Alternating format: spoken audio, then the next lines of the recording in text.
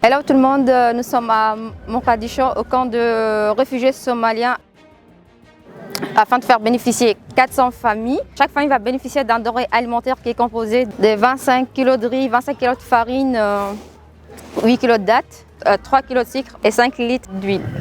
On est auprès de ces familles-là. Autour de nous, ce sont des bidonvilles à perte de vue. Ce sont des gens qui ont fui à la fois la guerre, la sécheresse.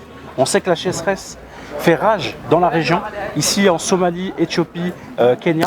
Ajouter la guerre, la sécheresse, et là on est avec des déplacés, sont des conditions qui font qu'aujourd'hui ces gens-là se sont rapprochés de Mogadiscio, sont ici dans Mogadiscio, on est vraiment au cœur de Mogadiscio, et ces camps-là sont près de nous, et on va pouvoir leur distribuer en tout cas ces colis alimentaires.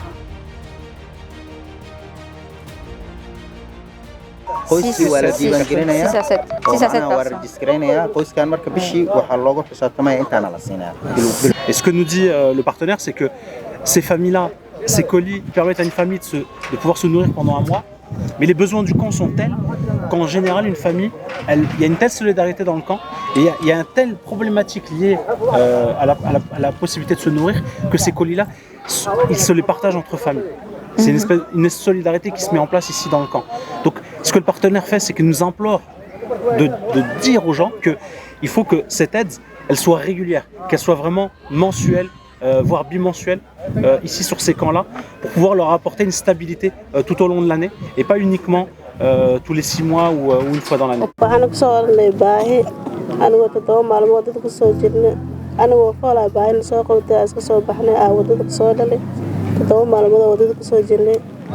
On vient d'avoir le témoignage poignant de cette dame.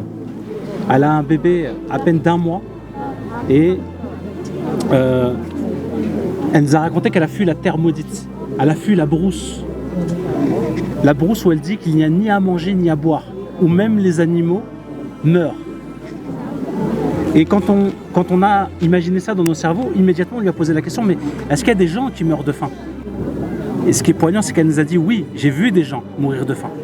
Elle a marché pendant plus de 3 jours. En étant enceinte, dans la brousse. Ensuite, elle a pris un véhicule pendant plusieurs jours pour arriver ici, pour profiter de l'aide, aujourd'hui de l'aide 1 euro un repas aux côtés de Life. Cette femme, elle a fui la brousse, elle a fui des conditions extrêmes.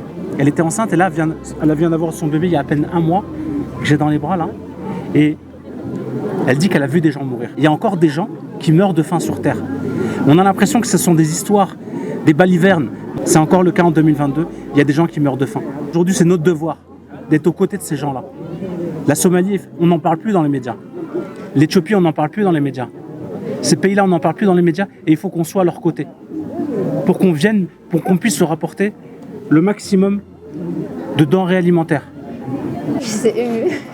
T'inquiète pas. En fait, c'est très émouvant ce que tu racontes. Elle est reconnaissante par ses gestes. C'est un geste qui est d'une grande valeur à ses yeux. Parce qu'avoir de la nourriture pour elle, c'est quelque chose. Et elle implore toutes ces personnes qui ont contribué pour cette distribution de continuer à les aider. Parce qu'elle dit qu'on est leur seul espoir pour ne pas mourir de faim.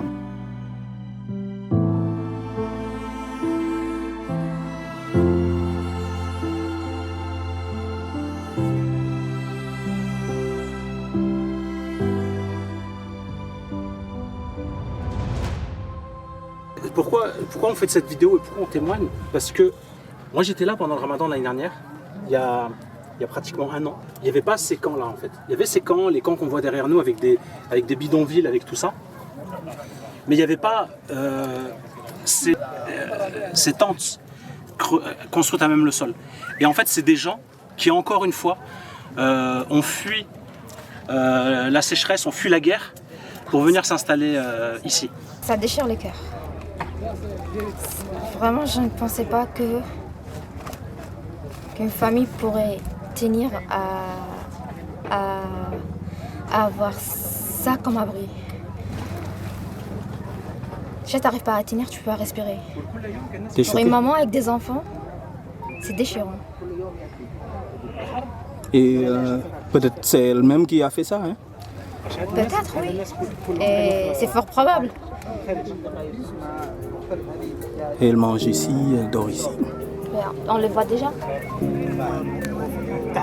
Si, ça doit être sa cuisine.